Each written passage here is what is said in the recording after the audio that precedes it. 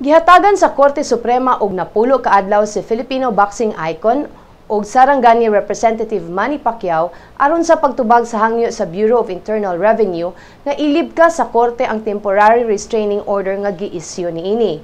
Ang TRO nagmando sa BIR nga dili hilabtan ang mga katigayunan ug dili pugson sa pagbayad og 3 billion pesos tungod sa delinquent income tax ni Pacquiao. Ang BIR mi-file og motion for reconsideration sa TRO nga gi-issue sa Korte Suprema. Kahinumduman nga ang 3rd Division sa Korte Suprema mi-issue og TRO ni atong Agosto 22. Kini nagdili sa BIR sa pag-issue, pag-execute ug pag-implement sa warrant of garnishment ug pagkolekta og income tax ug VAT assessments o bisan unsa nga mga makahatag og kalisdanan sa pamilyang Pacquiao. Mialigar ang BIR nga may buhisan si Pacquiao nga mukabat ngadto sa 2.2 billion kung kini misaka tungod sa surcharges ug penalties.